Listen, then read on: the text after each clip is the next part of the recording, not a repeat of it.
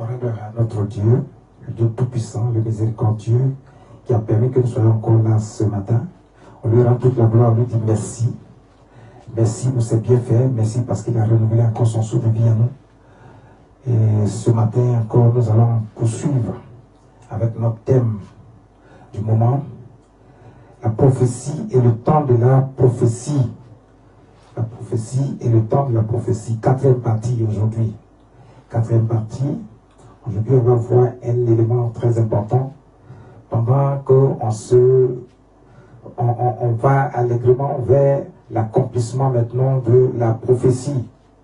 Pendant le temps de la prophétie, au moment de la marche, il y a beaucoup de choses qui se passent dans la vie de quelqu'un. Celui qui a reçu la prophétie, la promesse de la part de Dieu, celui que Dieu veut élever, il est vraiment important aux yeux de Dieu. Et lui, à ce moment où il est en train de marcher pour aller, au moment où Dieu est en train de l'observer, lui pense peut-être que Dieu l'a oublié. Mais Dieu n'oublie jamais, Dieu n'abandonne pas. On a vu cela hier, pour ceux qui ont suivi. Pour ceux qui ne nous ont pas pris, qui ne nous ont pas suivi depuis le commencement, vous pourrez plus tard aller télécharger, vous abonner sur notre chaîne YouTube et vous télécharger et vous pouvez sur tout ce que vous avez perdu jusqu'à présent. Donc ne vous faites pas, ne vous inquiétez pas, vous n'avez rien raté parce que vous pouvez encore télécharger sur notre chaîne YouTube pour pouvoir suivre tout ce que nous faisons maintenant.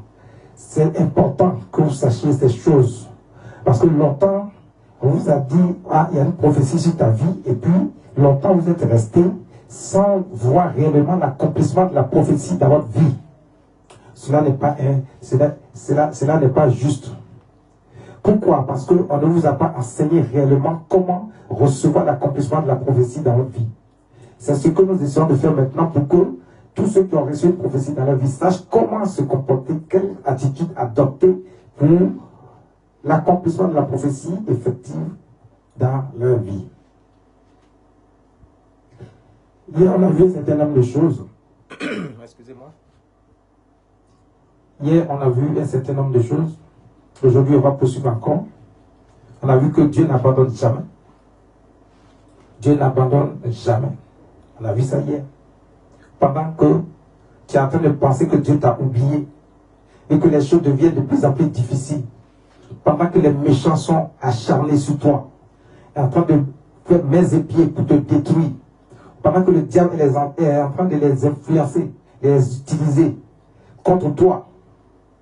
Écoutez, c'est vrai. L'ennemi est acharné contre vous. Le diable est acharné, il utilise un certain nombre de personnes. Hier, on a vu pour Joseph que le diable est passé par la femme de Potiphar, son maître, pour essayer de le détruire, pour l'anéantir, pour qu'il n'atteigne pas son objectif, pour qu'il ne puisse pas recevoir l'accomplissement de la prophétie sur sa vie. Toi, dans ton environnement, il y a quelqu'un qui est là, qui est acharné contre toi. Ça peut être des membres de ta famille, de ton environnement professionnel, social, sentimental. Il y a toutes sortes de choses que le diable, par lesquelles le diable passe pour pouvoir t'atteindre. Mais ne pense pas que si ils sont utilisés par le diable pour t'atteindre, Dieu aussi va te laisser. Non, Dieu ne te laisse pas, Dieu ne t'abandonne pas, c'est ce qu'on a vu hier. Dieu est avec toi. Mais en même temps que Dieu va te protéger, en même temps que Dieu va te garder, en même temps que Dieu va utiliser certaines personnes pour venir vers toi. Regarde, écoute, dans le même temps, Dieu, il châtie tes ennemis. Oui, il ne reste pas comme ça sans être châtié. Parce que c'est vrai que Dieu accepte le fait qu'il vienne vers toi pour t'éprouver. Oui. Mais Dieu ne te laisse pas. Si Dieu a vu que toi tu es fidèle, tu n'as pas abandonné Dieu, tu n'as pas rejeté Dieu, tu n'as pas cherché la voie facile comme on a vu hier, tu n'as pas cherché le raccourci et que tu es resté fidèle à Dieu comme Joseph, et que tu continues de mettre ta vie dans les mains de Dieu, tu lui fais confiance. Dieu continue de te garder, de te protéger. Et tes ennemis, il en fait son affaire personnelle. De la même manière, ils viennent vers toi. Ils acharnés contre toi. C'est comme ça que Dieu les détruit également. C'est comme ça que Dieu les châtie également. Chacun reçoit le châtiment selon ses œuvres. Ne crois pas que Dieu les laisse comme ça impunis. Dieu ne les laisse pas impunis. Mais toi, fais ta part. Ta part, c'est de rester avec Dieu. De rester connecté avec Dieu. De faire confiance à Dieu. De mettre Dieu au premier plan de ta vie. De ne jamais sortir Dieu de ta vie. Mais de savoir que si la promesse a été faite, cette promesse ne vient de nulle part si ce n'est de notre Seigneur Jésus-Christ, si ce n'est de Dieu lui-même. Si lui t'a fait la promesse, pourquoi c'est quelqu'un qui doit accomplir la promesse dans ta vie? Si Dieu a permis que la prophétie soit sur ta vie, la promesse soit sur ta vie, pourquoi c'est quelqu'un d'autre qui doit accomplir cela dans ta vie? C'est Dieu lui-même. Donc Dieu attend et Dieu observe. Il dit la prophétie marche pour aller à son terme. Donc pendant ce temps, lui, il t'observe. Et c'est ce que nous avons vu jusqu'à maintenant. Mais sachez que, même quand ça devient difficile, où tu penses que vraiment, il n'y a plus rien à faire, tu ne comprends plus parce que tu penses qu'effectivement, Dieu t'a oublié, Dieu t'a abandonné. Et c'est à ce moment précis que Dieu se souvient de toi. Parce que Dieu n'abandonne jamais.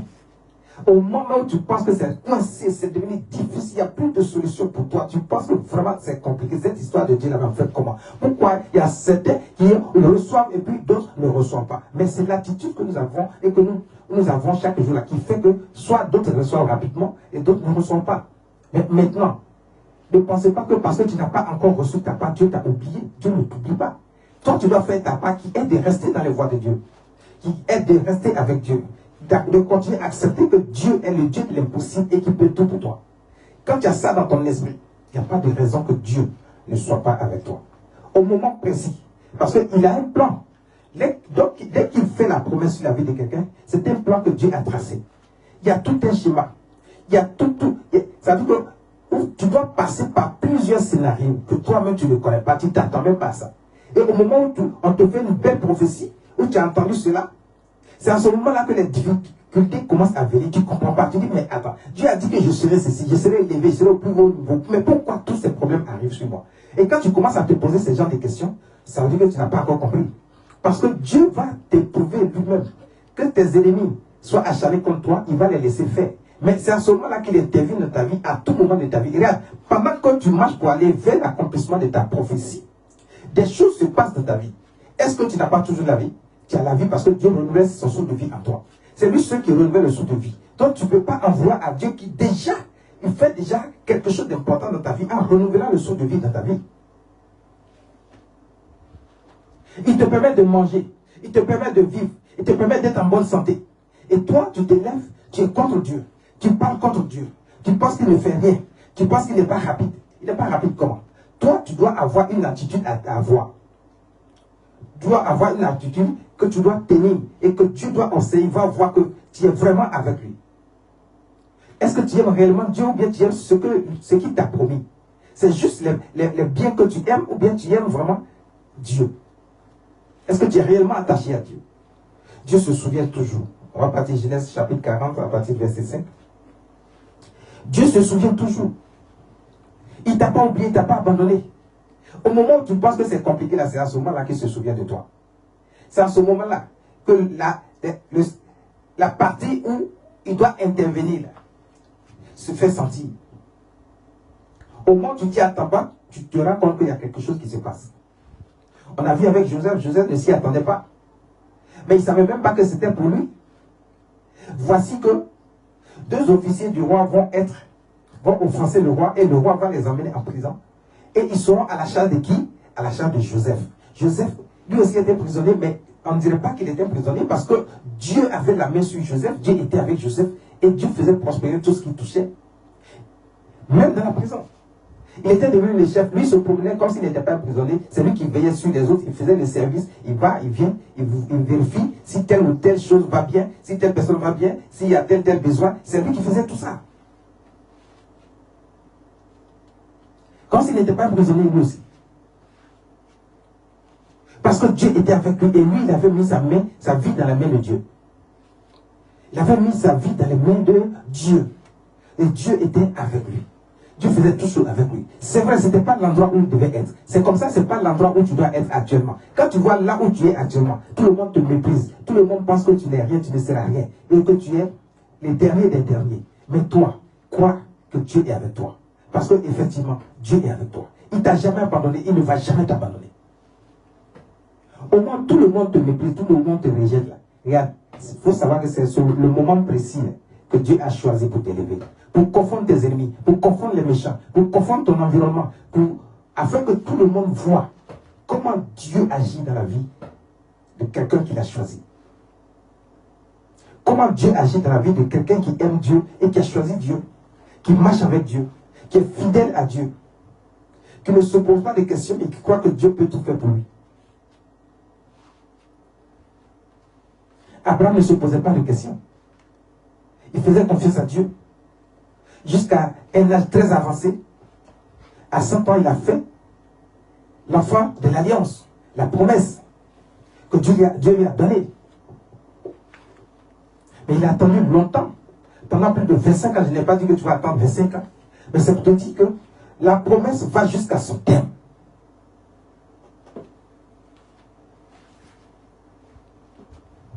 La promesse va jusqu'à son terme. Toi, tu as déjà mis combien de temps? Dieu a observé Abraham. Dieu a observé son comportement, sa façon de faire, sa façon de parler. Il a dit, même quand sa femme va perdre la foi, Dieu va être toujours avec Abraham. À cause d'Abraham, Dieu est allé jusqu'à l'accomplissement de la promesse qu'il a faite sur la vie d'Abraham.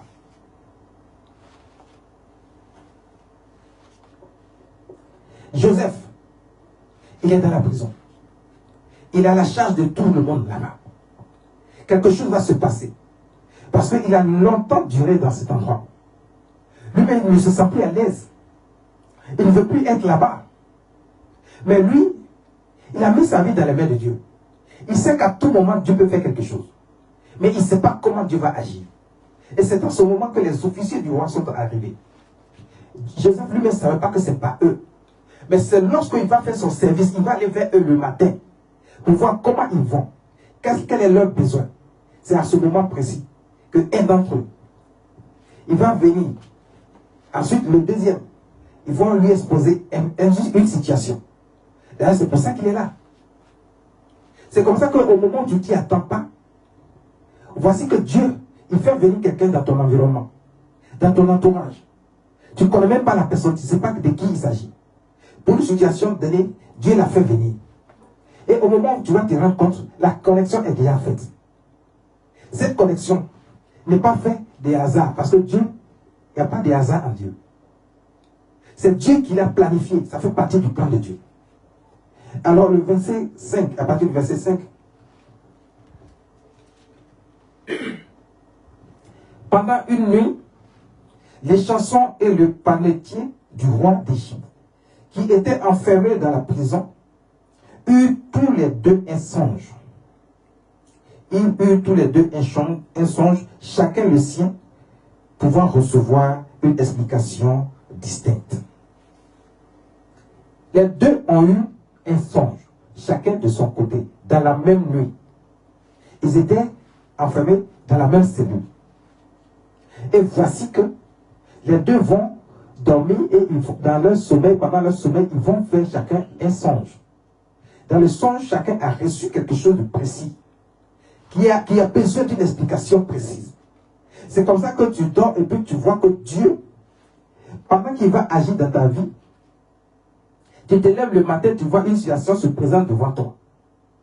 Quelqu'un que Dieu a choisi, qui est sur ton chemin, qui fait partie du plan de Dieu et que Dieu veut utiliser pour t'emmener là où se trouve ta destination, pour t'emmener là où se trouve l'accomplissement de la promesse sur ta vie.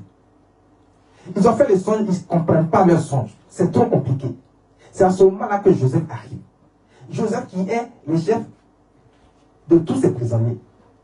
Il fait son service. Il ne savait pas que c'était le moment que Dieu a choisi pour changer quelque chose dans sa vie. Et toi, tu ne sais pas que c'est le moment que Dieu a choisi pour changer quelque chose dans ta vie. Ce moment est arrivé et tu ne t'en rends même pas compte. Dans ton environnement, quelqu'un est venu. Dieu a suscité une situation. Dieu a suscité quelqu'un. Dieu a suscité quelque chose de précis qui est en train de fonctionner dans ton environnement pour te permettre d'aller au plus haut. Mais toi, tu ne comprends pas. Tu ne comprends pas encore. Mais la connexion est déjà faite. Parce que Dieu a fait venir ces personnes-là. Joseph va aller vers eux et chacun va dire qu'il a eu un songe, mais qu'ils ne comprennent pas ce que veut dire ce songe. Joseph va leur dire, verset 6, Joseph étant venu le matin vers eux, les regarda. Et voici, ils étaient tristes. Le verset 7. Alors il questionna les officiers de Pharaon qui étaient avec lui dans la prison de son maître et il leur dit,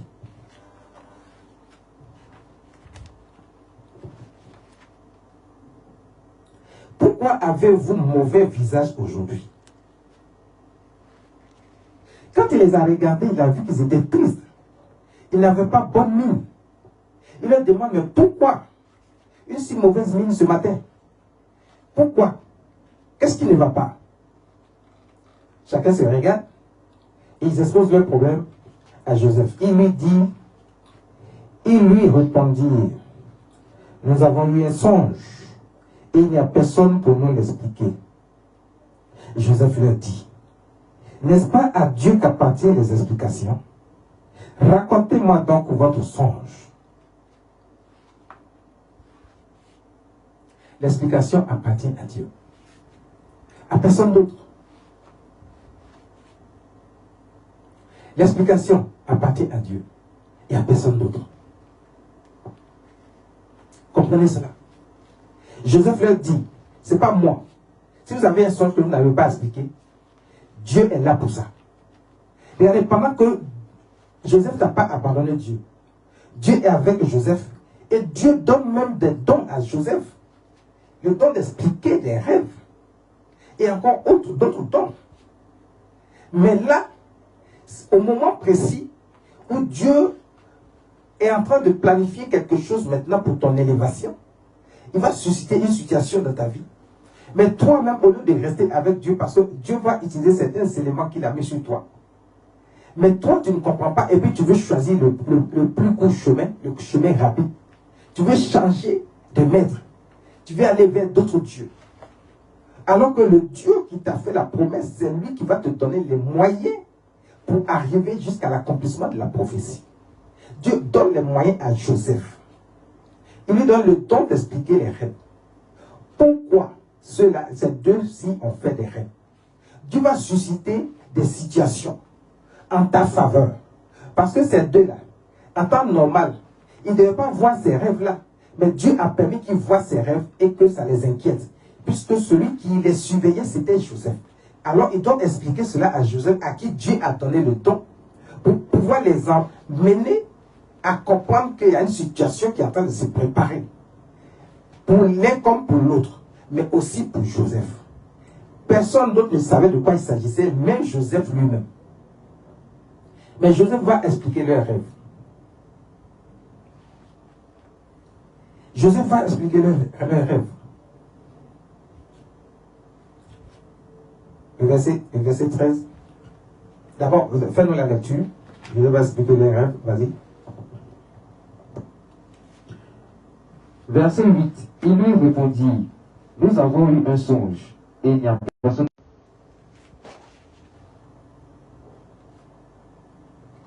Verset 9.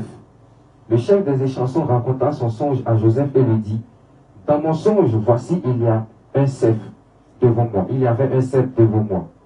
Ce cep avait 3 sarments. Quand il eut poussé, sa fleur se développa et ses grappes donnaient des raisins mûrs.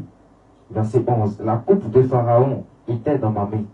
Je pris les raisins et je les pressai dans la coupe de Pharaon et je mis la coupe dans la main de Pharaon. Verset 12. Joseph lui dit, en voici l'explication. Les 3 sarments sont 3 jours.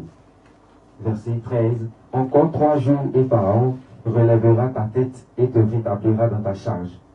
Tu mettras la coupe dans la main de Pharaon comme tu en avais l'habitude lorsque tu étais son échanson. Joseph vient d'expliquer les rêves du premier qui s'est confié à lui. Il dit, ton rêve veut dire que dans seulement 3 jours, tu vas sortir de la prison. Le roi va te faire sortir de la prison. Dans seulement 3 jours, le roi va te faire sortir de la prison.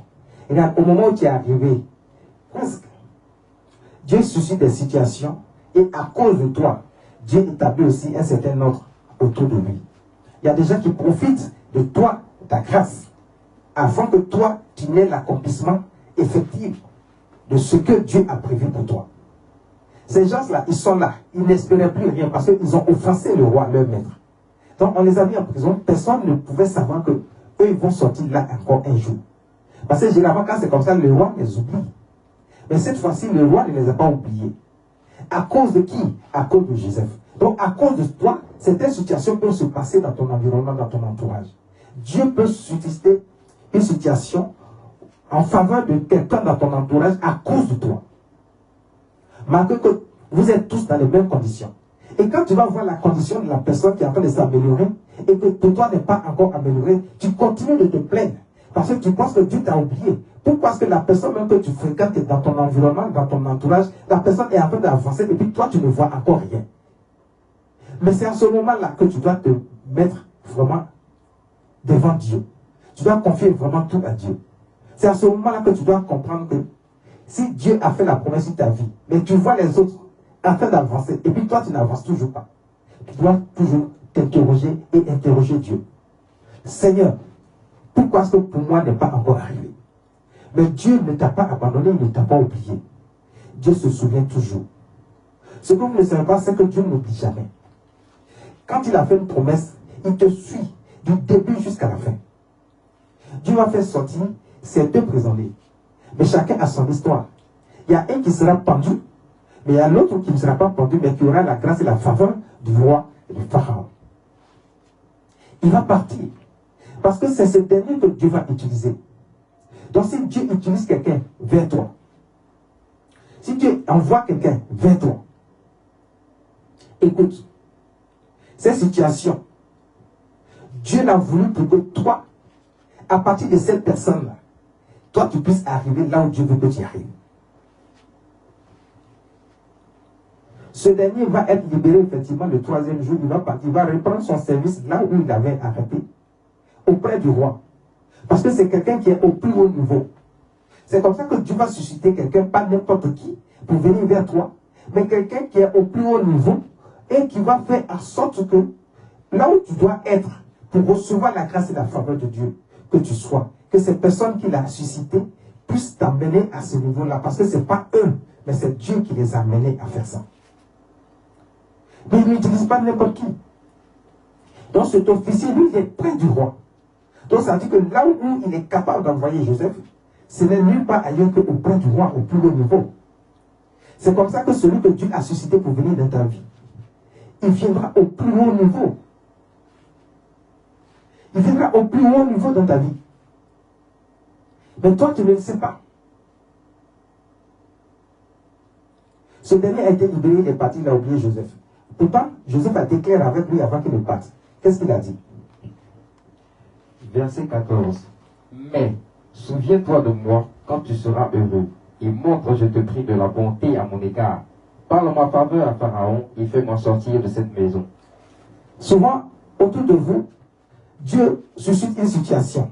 C'est vous qui intervenez dans la vie de quelqu'un. Et puis vous voyez, la situation de la personne change un coup. Tout est bon. Mais au moins la situation de la personne est en train de changer. Vous dites à la personne, pardon, souviens-toi de moi. Fais quelque chose. Actuellement, là, pour toi, ça va bien. Mais ce n'est pas toi qui parles, c'est Dieu qui veut que les choses soient ainsi. Parce que c'est Dieu qui a permis que toi, par toi, cette personne puisse aller de l'avant. Cette personne puisse réussir dans ce que la personne a entreprise. Mais lorsque la personne réussit, regarde, la personne t'oublie. Tu ne comprends pas, tu penses que Dieu t'a vraiment oublié. Comment Dieu peut passer par toi pour atteindre quelqu'un, pour élever quelqu'un, et puis toi tu es toujours au même niveau, ça n'avance pas. Tu te poses des questions, tu ne sais pas ce qui se passe. Mais en réalité, Dieu ne t'a pas oublié, ne t'a pas abandonné, ça fait partie du plan de Dieu. Parce que le niveau où celui que tu as aidé, où il est par qui Dieu est passé par toi pour élever la personne, mais le niveau auquel la personne se trouve là, toi ton niveau sera encore plus élevé. C'est pour ça que Dieu n'a pas encore fini avec toi. C'est pour ça qu'il n'a pas encore réagi. Et toi tu ne comprends pas, tu penses que Dieu t'a oublié, t'a abandonné. Dieu n'oublie jamais. Dieu n'oublie jamais.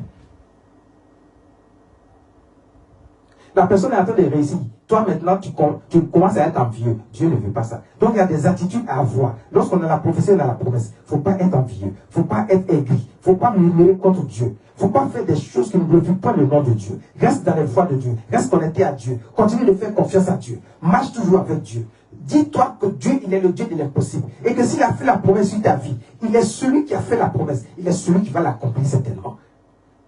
Mais il attend ta part. Aucun ennemi ne pourra empêcher la prophétie, la promesse de Dieu de s'accomplir dans ta vie. C'est impossible. Parce que c'est Dieu qui l'a dit. C'est Dieu qui a fait cette promesse. Et c'est Dieu qui suit son plan. Et son plan va jusqu'à son terme. Mais tu fais partie du plan de Dieu pour ta propre promesse. du plan de Dieu pour ta propre promesse. Mais toi, tu ne sais pas que tu fais partie du plan de Dieu pour ta propre promesse. Tu veux sortir de ta promesse, tu veux sortir du plan de Dieu, et puis tu veux que juste la prophétie s'accomplisse simplement comme ça. Tu veux que la promesse s'accomplisse, mais tu fais partie du plan que Dieu a mis en place pour l'accomplissement de la promesse sur ta vie.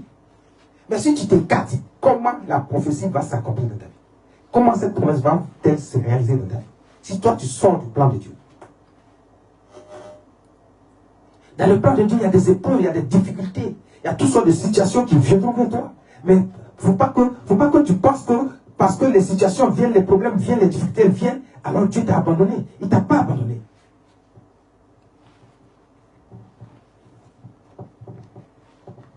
Joseph dit, souviens-toi de moi. Et généralement, les personnes que vous avez aidées, ils vous oublient. À qui vous avez fait beaucoup de bien, ils vous oublient. Ils ne se souviennent même pas que vous leur avez fait du bien.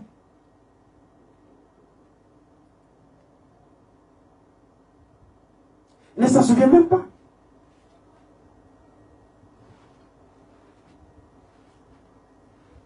Mais vous, restez concentrés, restez confiants. Gardez toujours Dieu avec vous au premier plan. Continuez la lecture. Ce dernier a oublié Joseph. Il est parti, il l'a oublié totalement. Vas-y. Verset 15. Car j'ai été enlevé du pays des Hébreux, et ici même je n'ai rien fait pour être mis en prison. Joseph dit, il n'a rien fait. Il n'a rien fait. Mais on l'a envoyé là-bas. Donc regardez, le temps commence à être un peu long pour Joseph. C'est comme ça que le temps commence à être un peu long pour toi. Dans les problèmes, dans les difficultés, dans les soucis, tu ne comprends plus rien. Tes ennemis sont acharnés sur toi. Ils sont acharnés contre toi. Le diable les utilise contre toi. Tu es dans toutes sortes de problèmes, tu ne comprends rien. Mais sache que Dieu ne t'a pas oublié. Il ne t'a pas oublié. Dieu se souvient toujours de toi. Dieu se souvient toujours de toi. On t'a fait du mal. On continue de te faire du mal. Sache que Dieu est avec toi. Il ne permettra pas que quelqu'un puisse te détruire. Si toi, tu n'abandonnes pas Dieu, tu ne rejettes pas Dieu, Dieu ne permettra pas que quelqu'un puisse te détruire. Et personne ne pourra t'empêcher de recevoir la promesse que Dieu a prononcée sur ta vie. Le verset 23 nous dit quoi? Le chef des échansons ne pensa plus à Joseph, il l'oublia. Il a oublié. Il a oublié Joseph. Il l'a totalement oublié. Il l'a complètement oublié. Il a oublié Joseph. C'est comme ça que les gens vont t'oublier. Et pendant que les gens vont t'oublier, alors que Dieu veut passer par eux, pour toi, au moment où tu ne t'y attends même pas, Dieu va renouveler ce qu'il a fait. Il va les ressusciter. Parce que quand il va repartir, activer, réactionner ce qu'il a déjà commencé. Parce que c'est Dieu qui les a envoyés. La connexion qu'il y a eu entre toi et cette personne, c'est Dieu qui l'a fait dès le départ. Donc ne pense pas que cette connexion n'existe plus. Dieu va réactiver cette connexion. Mais il a oublié Joseph. Mais Dieu, lui, son plan, continue de prendre forme. Il a oublié Joseph. Mais Dieu va lui rappeler cela. Genèse 41, verset 1. Genèse chapitre 41, partir du verset 1. Au bout de 2 ans, Pharaon eut un songe. Voici, il se tenait près du fleuve. Verset 2. Et voici 7 vaches belles à voir et grasses de chair montaient hors du fleuve et se mit à paître dans la prairie. Verset 3. 7 autres vaches laides à voir et maigres de chair montaient derrière elles hors du fleuve et se tinrent à leur côté sur le bord du fleuve. Verset 4. Les vaches laides à voir et maigres de chair mangeaient les 7 vaches belles à voir et grasses de chair. Et Pharaon s'éveilla. Verset 5. Il se rendormit et il eut un second songe. Voici 7 épis gras et beaux montaient sur une même tige. Verset 6. Et 7 épis maigres et brûlés par le vent d'Orient poussaient après eux. Verset 7. Les épis maigres engloutirent les 7 épis gras et pleins. Et Pharaon s'éveilla, voilà le songe. Verset 8. Le matin, Pharaon eut l'esprit agité et il fit appeler tous les magiciens et tous les sages de l'Égypte. Waouh! Regarde, les chansons ont oublié Joseph. C'est comme ça que Dieu est passé par toi pour faire avancer quelqu'un. Et puis, Dieu veut passer par lui également pour te positionner là où Dieu a fait la promesse sur ta vie. Mais lui, il t'a oublié. Mais est-ce que parce qu'il t'a oublié, Dieu t'a oublié? C'est Dieu qui l'a envoyé. Lui, il t'a oublié, mais Dieu ne l'a pas oublié. Il va faire tout ce qu'il va faire. Il va tourner, il va partir, il va revenir. Regarde, il va se souvenir de toi. Pourquoi? Parce que c'est lui, c'est par lui que Dieu veut que tu arrives à atteindre ta destination.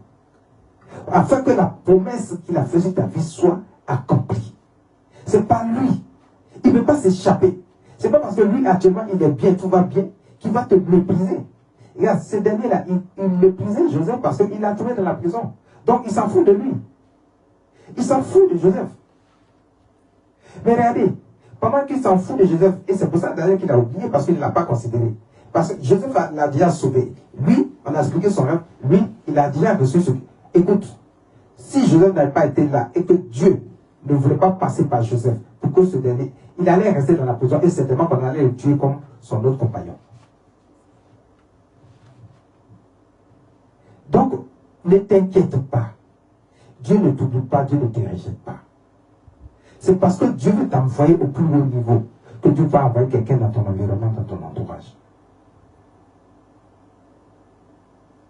Une situation peut se présenter. Mais il faut faire très attention, ce ne sont pas toutes les situations. Il y avait 2 personnes dans la prison avec Joseph. Mais est-ce que ce sont les 2 personnes-là que Dieu a utilisées? Non. Donc, ce n'est pas tous ceux qui viennent vers vous qui seront utilisés par Dieu. Non. Il y a ceux que Dieu a choisis lui-même. Il les connaît. Il a disposé de toutes choses. Ce n'est pas vous qui allez indiquer à Dieu qui il doit choisir. C'est lui qui choisit. Vous avez peut-être les yeux sur quelqu'un, mais Dieu lui s'en fout de ça. Dieu ne va pas utiliser ces personnes parce que vous avez déjà même les yeux sur lui. Ce n'est pas lui que Dieu veut. Dieu va utiliser quelqu'un que lui veut, qui fait partie du plan de Dieu, pour l'accomplissement de la promesse sur votre vie. Voici comment Dieu procède. L'officier a oublié Joseph. Mais Dieu n'a pas oublié Joseph. L'officier a oublié sa promesse qu'il a faite à Joseph. Mais Dieu n'a pas oublié sa promesse qu'il a faite sur ta vie. Donc ne crois pas que Dieu oublie sa promesse sur ta vie. Et comme Dieu n'a pas oublié sa promesse sur ta vie, Dieu va susciter encore quelqu'un de plus grand que cet officier qui a oublié Jésus. Qui a oublié Joseph, pardon. Excusez-moi. Dieu va susciter encore quelqu'un plus grand. Mais cet officier fera toujours partie du plan. Parce que cette fois-ci, il n'aura pas le choix. Il ne pourra pas oublier. C'est comme ça que Dieu va passer par le roi lui-même. Le plus haut niveau. Dieu va lui envoyer encore un songe. Les officiers qui ont eu leur songe, ce n'est pas parce qu'ils devaient avoir un songe. Mais Dieu voulait qu'ils voient le songe et que Joseph l'explique. Parce que plus tard, cette même situation va se présenter. Et donc Dieu vient encore. Il dit, voici ce que je vais faire. Et regardez, toute situation qui arrive, c'est Dieu qui permet que cela arrive.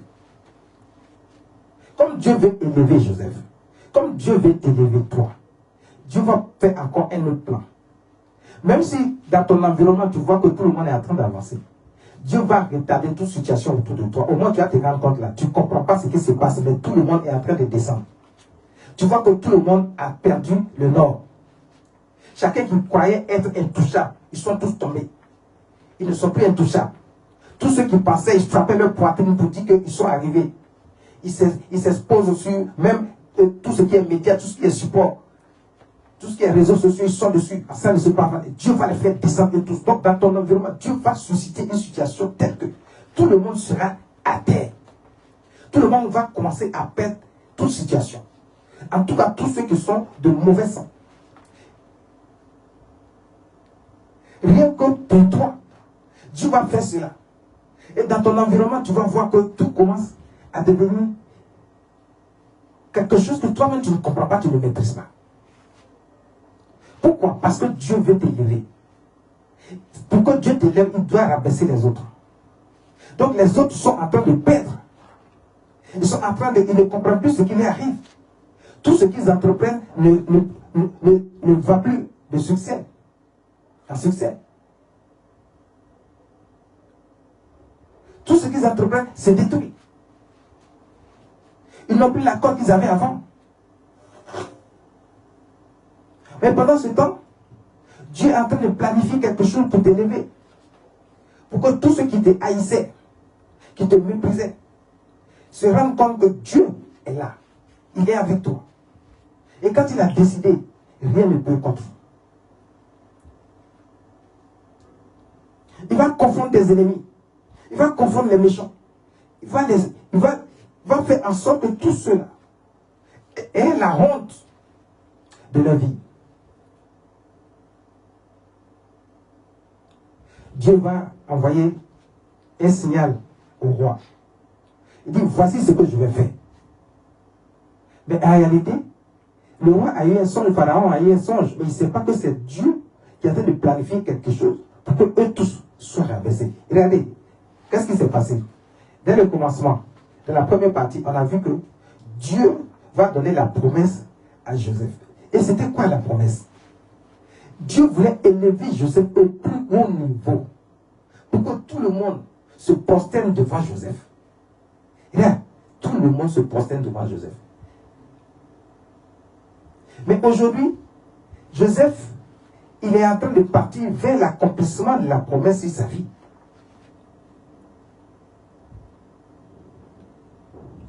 C'est le roi qui va avoir besoin de Joseph. Qu'est-ce qui va se passer? Fais-nous la lecture. Le roi, attends d'abord. Le roi a fait le songe et il n'a pas d'explication pour le songe qu'il a fait. On dit des vaches grasses, bien en forme, ont été mangées par des vaches maigres. Comment cela est-il possible? Donc pour expliquer cela, ce n'est pas donné à n'importe qui. C'est Dieu qui envoie le songe dans l'esprit de Pharaon pendant son sommeil. C'est Dieu aussi qui donne l'explication de son songe. Pharaon va faire appel à tous les magiciens du pays. Tous les sorciers, les féticheurs, les marabouts, les mystiques, les devins, tous ceux qui sont susceptibles et qui disent qu'ils sont sages, ils sont capables, ils ont le pouvoir pour faire un certain nombre de choses. Ils ne peuvent même pas expliquer un petit rêve. C'est comme ça que tu t'es tourné vers des dieux étrangers. Tu t'es tourné vers toutes ces personnes-là. Tous ces magiciens qui vous font croire qu'ils ont le pouvoir de faire quelque chose alors qu'ils ne sont capables de rien. Il y a un petit rêve, il ne peut même pas vous expliquer. Alors qu'est-ce qu'il peut faire pour vous? Donc si vous avez choisi d'aller vers eux, vous êtes planté, vous êtes trompé. Parce qu'ils ne peuvent rien faire pour vous et le problème risque de vous arriver. Le pire risque de vous arriver. Parce qu'ils ne vont pas pouvoir réagir pour vous. Au moment où vous avez besoin de là, ils ne pourront rien faire pour vous. C'est comme ça que le roi avait besoin d'eux. Ils n'ont rien pu faire pour le roi. Le roi était encore plus tourmenté. Et c'est à ce moment-là que l'officier va se souvenir. Vous voyez, Dieu n'oublie jamais. L'officier, il a oublié. Mais Dieu lui a rappelé. Il va se souvenir. Qu'est-ce qu'il va dire? Allons-y. Le matin, Pharaon eut l'esprit agité et fit appeler tous les magiciens et tous les sages de l'Égypte. Il leur raconta ses songes, mais personne ne peut les expliquer à Pharaon. Verset 9. Alors le chef des échansons prit la parole et dit à Pharaon, je vais rappeler aujourd'hui le souvenir de ma faute. Il dit, je vais rappeler le souvenir de ma faute. Dieu vient de susciter l'esprit de ce dernier-là pour qu'il se souvienne de ce qui s'est passé il y a longtemps pendant qu'il a été mis en prison. Qu'est-ce qui s'est passé avant qu'il ne soit mis en prison? Lui-même n'a pas compris. Parce qu'en temps réel, il ne pouvait pas offenser le roi, mais il l'a fait. Et ça a mené le roi à l'envoyer en prison. Mais tout ça, c'était le plan de Dieu. Donc Dieu va susciter des situations, tu ne vas pas comprendre. Mais au moins, tu vas te rendre compte, toutes ces situations sont en ta faveur. Et toi, tu crois que c'est contre toi. Mais ce n'est pas contre toi. Mais il va se souvenir de ça maintenant et puis il va dire quoi? Verset 10. Pharaon s'était irrité contre ses serviteurs et il m'avait fait mettre en prison dans la maison du chef des gardes, moi et le chef des panetiers. Verset 11. Nous eûmes l'un et l'autre un songe dans une même nuit, et chacun de nous reçut une explication en rapport avec le songe qu'il avait eu. Verset 12. Il y avait là avec nous un jeune hébreu, esclave du chef des gardes. Nous lui racontâmes nos songes et il nous les expliqua. Verset 13. Les choses sont arrivées selon l'explication qu'il nous avait donnée. Pharaon me rétablit dans ma charge et il fit pendre le chef des panetiers. Verset 14. Pharaon fit appeler Joseph. On le fit sortir en hâte de prison. Il se rasa, changea de vêtements et se rendit vers Pharaon. Verset 15. Pharaon dit à Joseph, j'ai eu un songe. Personne ne peut l'expliquer. Regardez, l'officier des chansons, il s'est rappelé, et dès qu'il a fini de raconter son histoire, en même temps, on fait sortir Joseph de prison. Le roi n'a même pas hésité, n'a pas tardé. Parce que le moment de la délivrance est arrivé. Joseph avait mis 2 ans dans cette prison. Mais le moment de la délivrance est arrivé. Quand le moment de la délivrance est arrivé, regarde, toi-même, tu ne sais pas comment Dieu va le faire. Mais lui, il sait qu'est-ce qu'il a prévu. Au moins, tu dois te rendre compte, c'est la délivrance. Joseph avait mis 2 ans de souffrance, de difficultés, de problèmes, de soucis. Il en avait assez. Mais il n'a pas abandonné Dieu. Et à cause du fait qu'il n'a pas abandonné Dieu, pendant ces 2 années, Dieu va se souvenir de lui. Le temps de la délivrance est arrivé. La délivrance pour aller à l'accomplissement de la promesse. Oui, c'est le terme d'aujourd'hui. Le temps de la délivrance pour aller à l'accomplissement de la promesse. On va faire sortir Joseph. Il va se raser, apporter de nouveaux habits. Il va venir devant le roi. Le roi va lui expliquer les règles. Et qu'est-ce que Joseph va dire?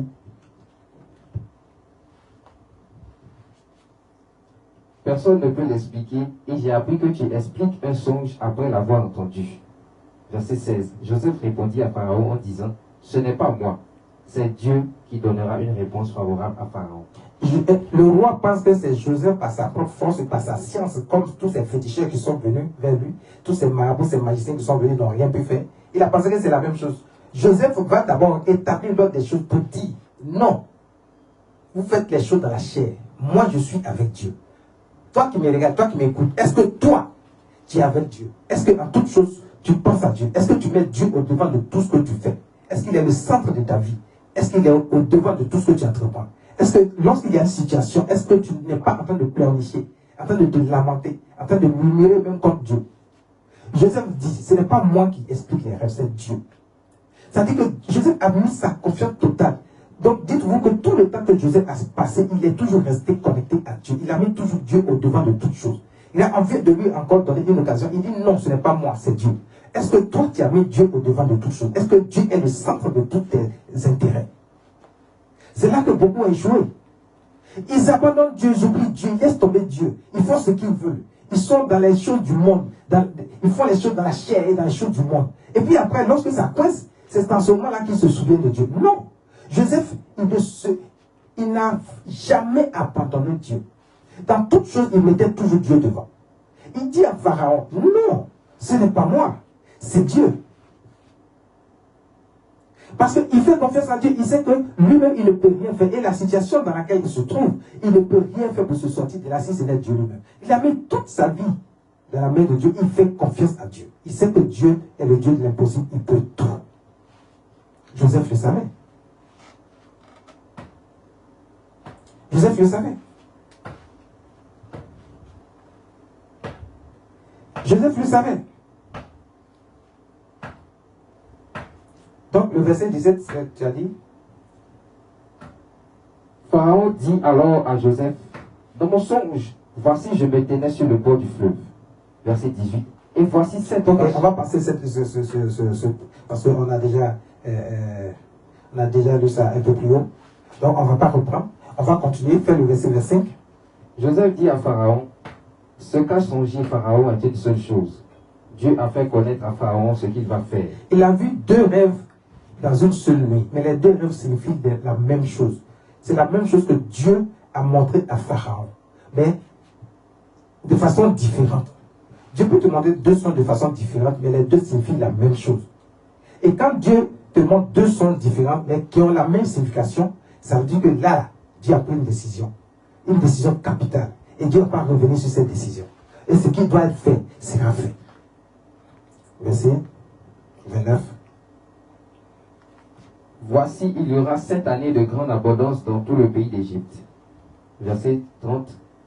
7 années de famine viendront après elles, et l'on oubliera toute cette abondance au pays d'Égypte, et la famine consumera le pays. Joseph vient d'expliquer le songe de Pharaon. Ah, c'est inquiétant. Joseph vient de dire, voici ce que Dieu a décidé de faire dans ce pays-là. Regarde, parce que Joseph est dans ce pays, parce que Dieu doit élever Joseph, Dieu va susciter des situations dans ce pays pour que le plus haut niveau que Dieu veut donner à Joseph, là, il puisse atteindre ce niveau. C'est comme ça que Dieu, autour de toi, va créer des circonstances.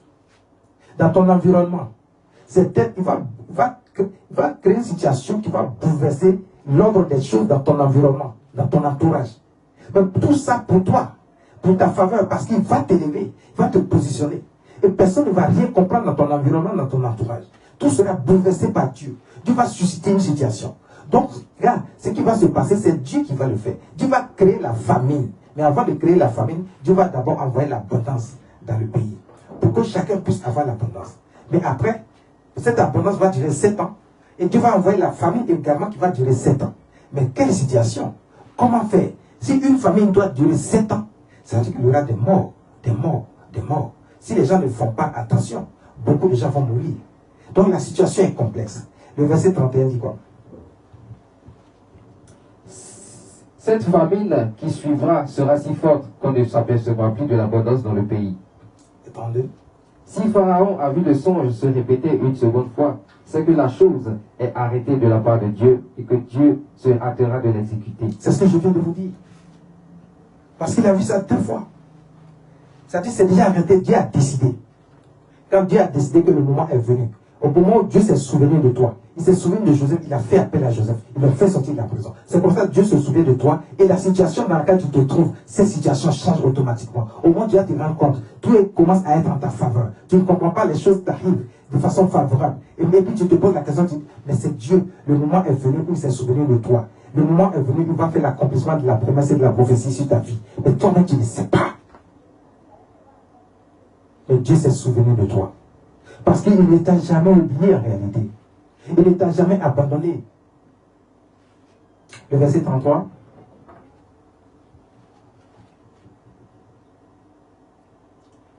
Maintenant que Pharaon choisisse un homme intelligent et sage et qu'il le mette à la tête du pays d'Égypte. Verset 34. Que Pharaon établisse des commissionnaires sur le pays pour lever un 5e des récoltes de l'Égypte pendant les 7 années. Regardez. d'abondance. Quand il a fini d'expliquer le rêve, tout le monde est d'accord avec lui. Le roi est d'accord, ses serviteurs qui sont là sont d'accord. Et Joseph va dire encore à Pharaon de choisir un homme intelligent et sage. Un homme intelligent et sage et qu'il le mette à la tête du pays. C'est ce dernier qui va gérer cette situation pendant les 14 années qui vont venir. 7 ans d'abondance, 7 ans de famine. Ce dernier doit gérer cette situation. Mais comment ce dernier fait pour gérer cette situation? Regarde, au moment où on est en train de chercher l'homme le plus intelligent, le plus sage, mais tu te rends compte que tu es en train de chercher autour de toi alors que c'est toi que Dieu a choisi. C'est le plan de Dieu sur ta vie qui est en train de s'accomplir et tu es arrivé à la dernière marche, à l'ultime marche. Au temps de l'accomplissement de la prophétie, cette prophétie, son accomplissement est arrivé à son terme. Dieu a dit, la prophétie marche et va jusqu'à son terme. Et là, on est arrivé au terme de la prophétie. Regardez tout ce qui s'est passé dans la vie de Joseph. Regardez tout ce qui s'est passé dans ta vie. Des problèmes, des difficultés. Mais si tu es resté ferme avec Dieu, qu'est-ce qui va se passer? Joseph dit, mon roi, mettez quelqu'un d'intelligent et sage à la tête du pays. Mais qu'est-ce que le roi va faire? Il dit, ce dernier, il va organiser toutes choses pendant ces 14 années. Il va prélever un 5e de toutes les récoltes du pays. Mais Joseph a donné tellement de choses intelligentes et sages. Qu'est-ce que va dire le roi? Verset 38. Et Pharaon dit à ses serviteurs, Trouverions-nous un homme comme celui-ci, ayant en lui l'Esprit de Dieu? Verset 39. Et Pharaon dit à Joseph, puisque Dieu t'a fait connaître toutes ces choses, il n'y a personne qui soit aussi intelligent et aussi sage que toi. Et on a dit que Dieu avait donné beaucoup de choses à Joseph, parce qu'il est resté fidèle à Dieu. Et il lui a donné le don d'expliquer les rêves, il lui a donné aussi l'intelligence et la sagesse comme il a donné à Pharaon. Donc il a dit comment est-ce qu'on doit s'y prendre pour gérer cette situation pendant les 14 années à venir. Mais quand le roi a écouté ça, il ne voit pas quelqu'un qui peut faire mieux que ça. Parce que s'il a déjà dit ça, Joseph a déjà dit ça, ce n'est lui seul qui peut gérer cette situation. Et peut-être qu'il y a encore d'autres systèmes qu'il peut mettre en place pour que la chose soit encore parfaite. Mais il ne voit personne d'autre. Joseph lui a dit, choisis quelqu'un. Et il dit, mais écoute, il n'y a pas besoin de choisir quelqu'un, tu es déjà là. C'est toi que je vois comme le plus intelligent, le plus sage. Tout le monde est d'accord ici avec moi. C'est comme ça que Dieu, au moment où tu es arrivé au thème de l'accomplissement de la promesse sur ta vie, il n'y a rien à faire. Vous voyez que personne n'a pu empêcher Joseph d'atteindre son objectif, d'atteindre le haut niveau, là où Dieu voulait le positionner. L'accomplissement de la promesse est effectif désormais. Joseph parle avec le roi. C'est comme ça que tu vas parler avec des gens que tu ne pouvais pas penser un jour que toi tu pourrais échanger avec ces personnes. Dieu va les susciter pour être devant toi, pour t'orienter, pour te guider, pour t'amener au plus haut niveau. Et c'est comme ça qu'au moment où tu vas te rendre compte, Dieu t'a déjà positionné au plus haut niveau. Ceux qui te connaissaient avant, qui t'ont méprisé, viendront se prosterner devant toi pour te supplier de les aider. Ils vont te supplier. Parce que Dieu a porté son choix sur toi. Dieu a décidé de t'élever au plus haut niveau. Dieu a fait sa promesse sur ta vie. On continue. Verset 32.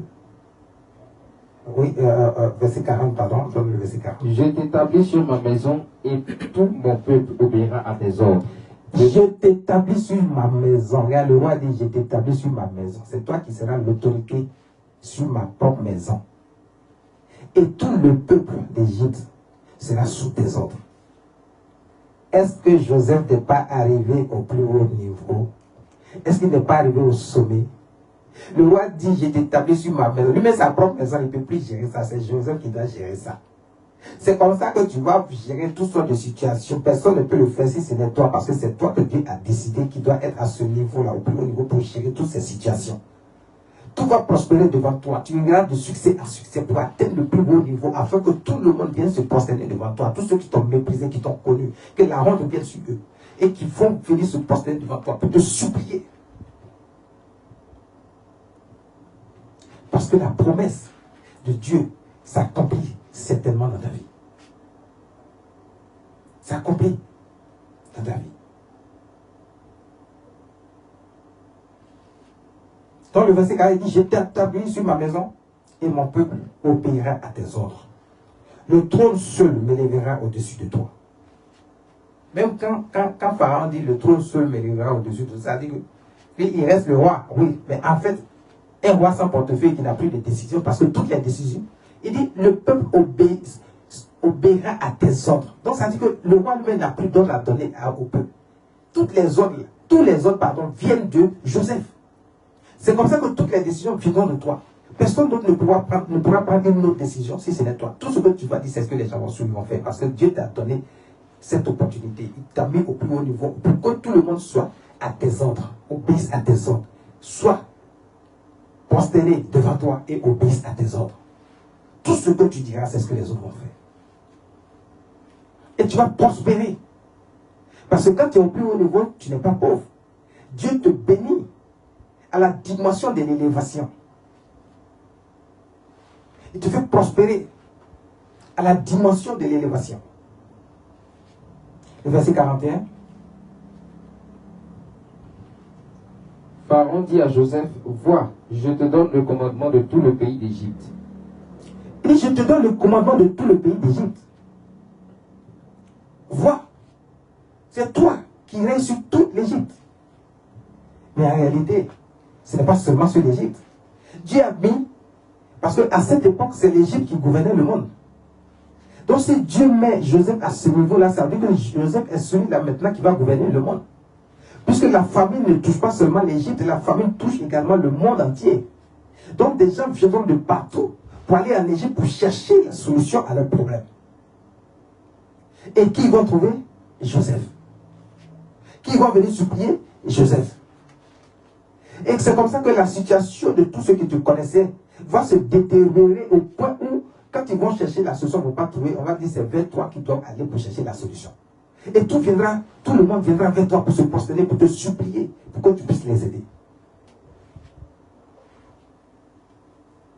Et au verset 42.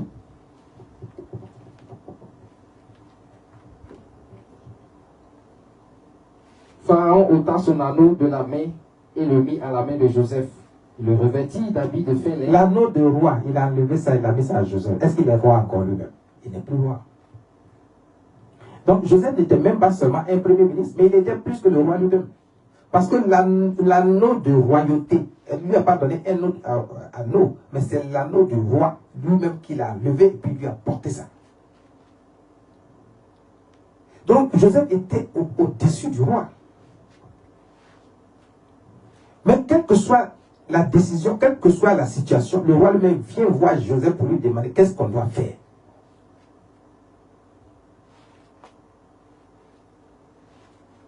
On continue.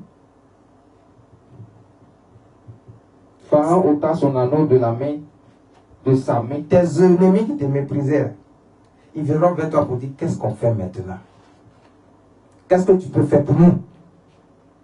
Pour sortir de cette situation.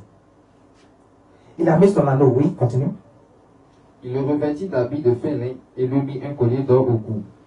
Verset 43. Il le fit monter sur le char qui suivait le sien, et l'on priait devant lui à genoux. C'est ainsi que Pharaon lui donna le commandement de tout le pays d'Égypte. Verset 44. Il dit encore à Joseph, je suis Pharaon, et sans toi, personne ne lèvera le pied ni la main dans tout le pays d'Égypte. Regardez le niveau auquel Joseph était. Il va lui dire, sans toi, personne ne lèvera ni le pied, ni la main dans tout le pays d'Égypte. C'est-à-dire, si Joseph dit, couche-toi, la personne se couche. Regardez, Joseph que les gens ont failli tuer. Ses propres frères ont failli le tuer, ils l'ont méprisé. Parce qu'ils ont vu son étoile. C'est comme ça que quand les gens ont vu ton étoile, ils sont devenus aigris. Ils sont devenus méchants. Dieu t'a positionné. Parce que Dieu a fait la révélation que toi, tu seras positionné, tu seras grand. Ils ont connu ton étoile. Ils sont devenus méchants, envieux. Ils ont cherché à te faire mourir. Ils ont créé toutes sortes de situations devant toi pour que tu n'atteignes pas ce niveau. Mais malgré tout ce qu'ils ont fait, Dieu t'a envoyé jusqu'à ce niveau. Pour que tes ennemis voient, qu'ils sachent que rien ne peut empêcher la prophétie de s'accomplir. Rien ne peut empêcher la promesse de Dieu dans la vie de quelqu'un. Quand Dieu a décidé, il a fait sa mauvaise sur ta vie, Dieu te garde, il te protège. Mais tu as ta part.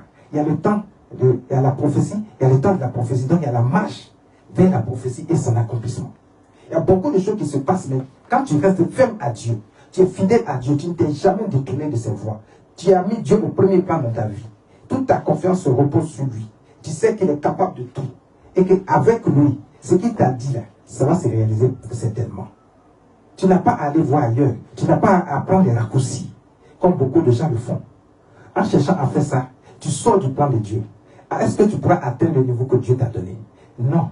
Mais si tu restes dans les voies de Dieu, Dieu t'emmènera jusqu'à là où il a promis de te positionner. Aujourd'hui, il dit, personne ne lèvera la main et le pied dans tout le pays sans toi. Donc sans toi, personne ne pourra rien faire. C'est toi qui vas décider de tout ce que tout le monde doit faire. Tu es celui qui va décider de tout ce que tout le monde doit faire. Est-ce que tu es conscient de ça? Parce que Dieu t'a mis au plus haut niveau. Et quand il te met au plus haut niveau, ce n'est pas juste pour prendre des décisions, mais il t'accompagne avec la bénédiction. Il t'accompagne avec la bénédiction. Oui, la suite. Verset 45. Pharaon appela Joseph du nom de Samath Painiach et lui donna pour femme Asnath, fille de Potiphéra, prêtre d'homme. Et Joseph partit pour visiter le pays d'Égypte. Verset 46. Joseph était âgé de 30 ans lorsqu'il se présenta devant Pharaon, roi d'Égypte, et il quitta Pharaon et parcourut tout le pays d'Égypte. Écoutez, attendez. On dit Joseph était âgé de 30 ans lorsqu'il se présenta devant Pharaon. Ça veut dire qu'il a fait déjà 2 ans en prison. S'il a fait 2 ans en prison, alors que ses frères l'ont vendu à 17 ans. Regardez, On l'a vendu à 17 ans. Donc il est venu en Égypte à 17 ans. Pendant les 17 années, avant qu'il n'aille dans la prison, parce que il a fait d'abord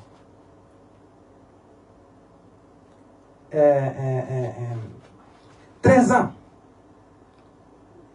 Il a fait d'abord 13 ans. C'est-à-dire quand il est arrivé en Égypte, il a fait 13 ans avant de se présenter devant Pharaon. 2 ans dans la prison. Pendant les 13 années, il a fait 2 ans dans la prison. Il a fait 11 ans dans la maison de Potiphar en train de faire prospérer les biens de Potiphar. Mais regarde, il a fait prospérer les biens de Potiphar pendant 11 années.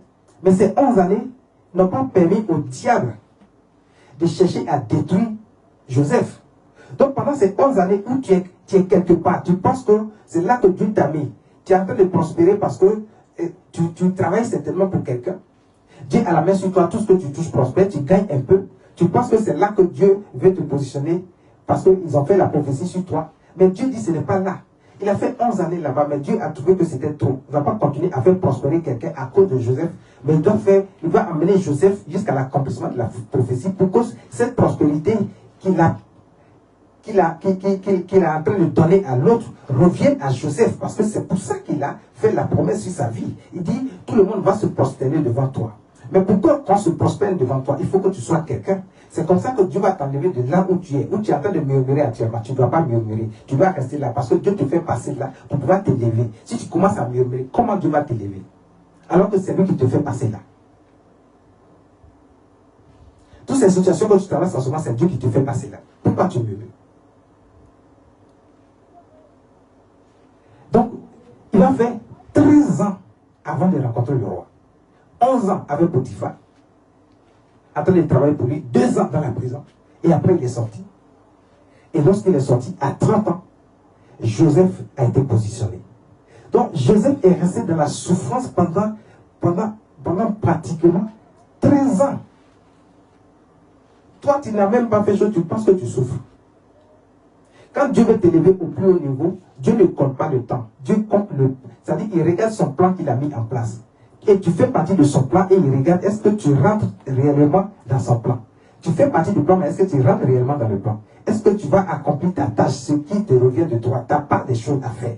Est-ce que tu vas pouvoir faire ça jusqu'à ce que Dieu te positionne là où il veut te positionner? Tu vois, tu trouves que le temps passe et que tu ne vois rien arriver, mais avec Dieu, on ne se presse pas. Parce que quand il t'a donné, c'est pour toujours, c'est pour l'éternité. Il veille sur ça, il te protège, il te garde. Vous cherchez des choses faciles. Après, vous ne pouvez même pas bénéficier de ces choses faciles qui ont été données par le diable.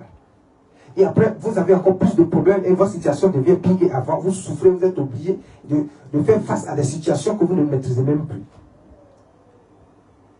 C'est vrai. On n'a pas dit que tout le monde attendra aussi longtemps. La preuve, Joseph a attendu seulement 13 ans. Il n'a pas attendu 25 ans comme Abraham. Il y a d'autres qui n'ont pas attendu même 1 an. Ça dépend de comment, de leur marche vers la prophétie, comment ils ont procédé, leur attitude, leur comportement, leur façon de faire.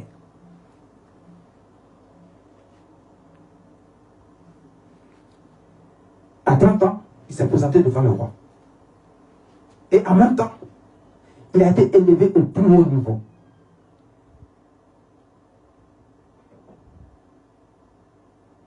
Ne compte pas le temps. Ne fais pas cas de la situation présente. Ne pleurniche pas, ne murmure pas contre Dieu. Crois que Dieu est avec toi, qui ne t'a pas abandonné, il ne t'a pas oublié. Il ne t'a pas abandonné, il ne t'a pas oublié. Continue la suite, va rapidement. On va essayer de terminer.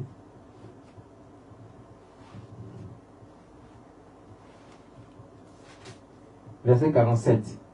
Pendant les 7 années de fertilité, la terre apporta abondamment. Verset 48. Joseph rassembla tous les produits de ces 7 années dans le pays d'Égypte. Il fit les approvisionnements dans les villes, mettant dans l'intérieur de chaque ville les productions de champs d'alentour. Joseph fait des approvisionnements, mais tous ces approvisionnements sont à qui? C'est à Joseph, à personne d'autre. il fait relever 5% des récoltes de chacun. Et il a provisionné ça quelque part, dans des villes qui ont été créées pour ça. Ça devient le bien de Joseph. Sa prospérité personnelle. Parce qu'il est au-dessus de tout le peuple. Donc c'est comme si le peuple était en train de payer les impôts. Donc ce qui est payé là ne revient pas au peuple, mais ça revient à Joseph. Et puisque le roi lui-même, il a donné toute autorité à Joseph, tout revient donc à Joseph. Lui-même, s'il a besoin, le roi, il a besoin de quelque chose, il va demander à Joseph. C'est comme ça que quand Dieu t'a positionné au plus haut niveau, tu prospères, il te fait prospérer à tous égards. Et toutes les richesses que Joseph était en train d'amasser, ce sont ces richesses-là que Joseph va gérer plus tard. Il va gérer plus tard. Les gens vont venir de partout pour... Lorsque il aura... Après que les 7 années d'abondance soient passées, qu'il y aura la famine, que quand la famine va commencer, que les gens ont fini de consommer toute leur récolte, tout ce qu'ils ont, ils vont se tourner vers Joseph pour chercher la solution. Et Joseph, qui a amassé beaucoup de richesses, beaucoup de récoltes qu'il a approvisionnées, il va commencer à vendre ces richesses-là pendant les 7 années à venir. Tout le monde va vers Joseph pour acheter. L'argent là, ce n'est pas pour la royauté, c'est pour Joseph. Il est devenu puissant et riche. Dieu l'a positionné. Est-ce que parce que Joseph est resté fidèle à Dieu? Joseph a reçu des dons de la part de Dieu. Donc Joseph répondait à l'appel de Dieu sur sa vie. Ce n'est pas parce qu'il y a un appel de Dieu sur ta vie que Dieu ne peut pas te mettre dans les affaires pour que tu prospères. Dieu va te mettre dans les affaires, tu vas prospérer. Parce qu'il faut que tu prospères pour montrer la puissance de Dieu. Donc, il te fait prospérer. Pour que le monde sache que c'est Dieu qui t'a positionné là où tu es. Alors que tu étais parti de rien. Tout le monde se moquait de toi. Genèse chapitre 42, à partir du verset 1. Qu'est-ce qui va se passer? Les gens venaient de partout pour acheter avec Joseph. Il était au plus haut niveau. C'est comme ça que Dieu te positionne au plus haut niveau. Vas-y, 42, à partir du verset 1. Jacob, voyant qu'il y avait du blé en Égypte. Jacob, c'est le père de Joseph. Et ils ne sont pas en Égypte. Ils sont dans un autre pays. Vas-y. Voyant qu'il y avait du blé en Égypte, dit à ses fils, pourquoi vous regardez-vous les uns les autres? Regarde, la famille a touché le monde entier, même là où se trouve le père de Joseph, dans un autre pays. Donc, la famille les a touchés, ils ne savent plus quoi faire. Ils sont en train de se regarder. Parce qu'il n'y a plus de solution. On ne sait pas où aller pour avoir de l'approvisionnement. Les gens sont en train de mourir de faim partout. Et le père va dire à ses enfants, qu'est-ce qu'il va dire? Il dit, voici, j'apprends qu'il y a du blé en Égypte. Il dit, j'apprends qu'il y a du blé en Égypte. Ah, mais le blé appartient à qui? Parce que s'il a appris, ça veut dire qu'il y a des gens qui sont déjà partis s'approvisionner en Égypte chez Joseph. Ils ont acheté avec Joseph. Il dit, bon, ok, vous allez partir. Continue. Descendez-y pour nous en acheter là, afin que nous vivions et que nous ne mourions pas. Il n'a pas dit, allez-y prendre. Parce que lui-même ne sait pas qui est là-bas. Lui-même, Jacob ne sait pas. Pour lui, son fils est mort il y a longtemps. C'est comme ça que les gens pensent qu'ils t'ont tué, ils t'ont détruit. Mais au moment où ils se rendent compte que tu es toujours vivant, au moins ils se rendent compte que tu es toujours présent. Tout ce qu'ils ont planifié sur ta vie depuis toujours, ça n'a jamais marché, ça ne marchera jamais. Parce que le Dieu qui est avec toi, personne ne peut contre lui. Et quand il te garde et te protège, personne ne peut te détruire. Personne ne peut te faire du mal. Tout ce qu'ils feront se retournera contre eux. Ils ont tendance à... Ils doivent juste changer de camp.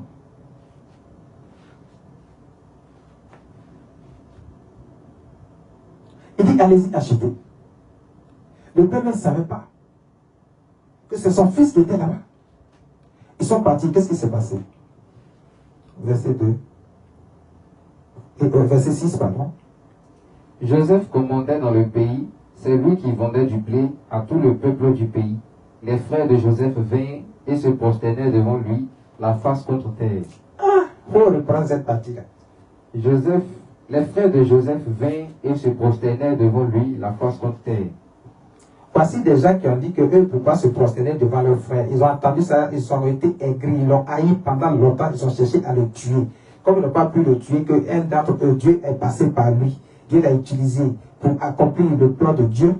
Et que Joseph est parti. Ils ont pensé que Joseph, là où il est parti, puisqu'il est parti avec le sceau de l'esclave, donc ils ont pensé qu'étant esclave, il n'est rien devenu, il ne peut pas un jour les retrouver encore comme esclave.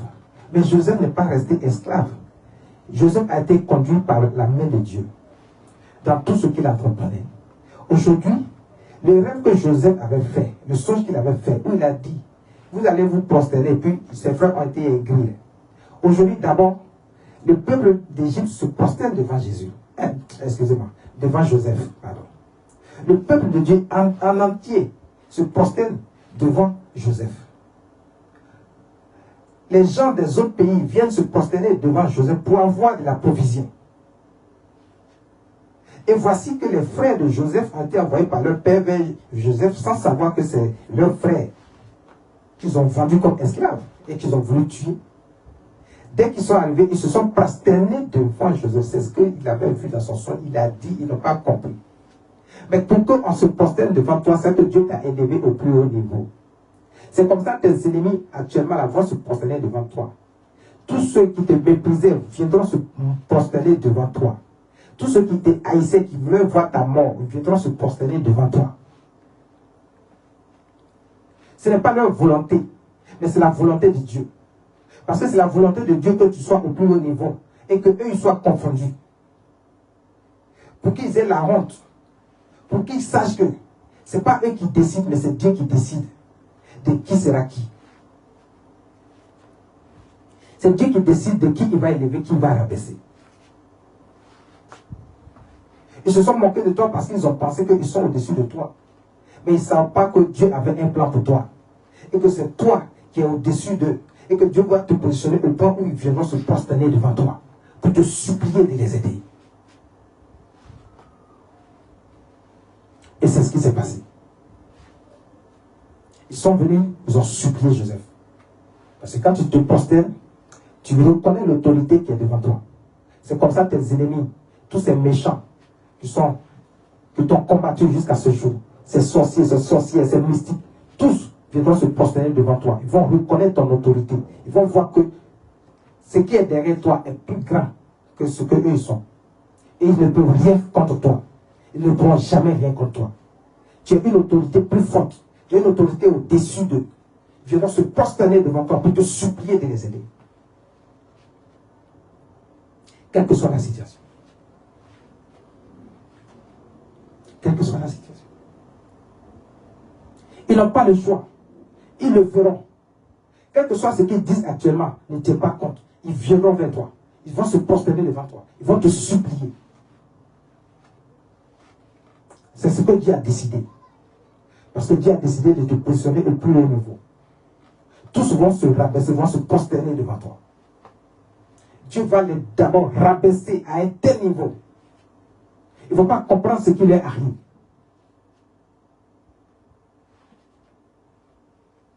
Donc, le temps de la prophétie, la marche de la prophétie, et tout ce qui convient d'être, toi, tu dois faire ta part. Parce que Dieu n'abandonne pas. Et au moment où tu penses que tout est compliqué, Dieu se souvient de toi. Dieu te positionne là où tu dois réellement être positionné. Là où tu dois réellement être positionné. Depuis 4 jours, nous avons vu la prophétie, le temps de la prophétie. Avant de recevoir la prophétie, on a vu qu'il faut que Dieu se souvienne qu'il t'a choisi et il a mis une étoile sur toi et ton étoile dérange les gens. Et quand ton étoile commence à déranger les gens vont commencer à te faire du mal. Et tu ne comprends pas pourquoi depuis longtemps, toi, tu es haï par les gens autour de toi, ton environnement, tes frères, tes soeurs, tes parents, n'importe qui, tes amis, ton entourage professionnel, tout le monde c'est-à-dire que tout le monde est acharné contre toi. Tu ne comprends pas parce que Dieu a mis une étoile sur toi. La plus grande des étoiles. Parce que tu vas te lever au plus haut niveau. C'est pour ça que tu vois que tout le monde est acharné contre toi, tout le monde te combat. mais ne baisse pas les bras. Sois heureux, réjouis-toi, parce que la main de Dieu est sur toi. Sois fidèle à Dieu. Reste constant avec Dieu. Marche avec Dieu et mets-le au centre de ta vie, au premier plan de ta vie. En toutes choses, en toutes circonstances, qui doit être celui qui doit répondre présent en premier. Parce que tu l'as mis au premier plan. Afin que ce qu'il a décidé pour toi, toi qui fais partie de son plan, pour ton élévation, le moment venu se souvienne de toi. Et qu'il te positionne là où tu dois te positionner. Lorsque tu auras franchi toutes les étapes. Voici ce que Dieu fait lorsqu'il fait la promesse sur la vie de chacun. Nous sommes dans le temps de la Pâque. Et sachez que la Pâque, c'est le temps de la délivrance et de l'accomplissement de la promesse de Dieu sur son peuple. La Pâque, c'est le temps de la délivrance et de l'accomplissement de la promesse de Dieu sur ton peuple, sur son peuple. C'est le temps de la délivrance pour vous. C'est le temps de l'accomplissement de la promesse de Dieu dans votre vie. Ne ratez pas cette occasion. Ne ratez pas l'ultime marche. Dieu est avec vous. Il n'a jamais abandonné. Il n'abandonnera jamais. Il se souvient toujours de sa promesse. Il a décidé de vous conduire dans un lieu où coule le lait et le miel. Dieu, il tient toujours sa promesse. Il tient toujours sa promesse. Il vous accompagne. Il vous guide. Il vous protège. Il vous emmène jusqu'à l'accomplissement de la promesse. Et au lieu de la promesse. Soyez bénis. Nous avons fini avec ce thème aujourd'hui. Mais Dieu, demain, on aura encore un direct où il y aura un thème très important pour la Pâque. Que je vais délivrer au peuple de Dieu. Soyez bénis. Soyez bénis. Demain, je vais prier pour beaucoup de gens. Je vais libérer sur le peuple de Dieu. Je vais libérer l'onction. Et vous allez voir la puissance de Dieu manifestée dans votre vie. Tout ce que vous avez comme situation, comme problème dans votre vie, vous allez voir cela. C'est réglé par la puissance du Saint-Esprit. Par la puissance du Saint-Esprit. Merci Jésus.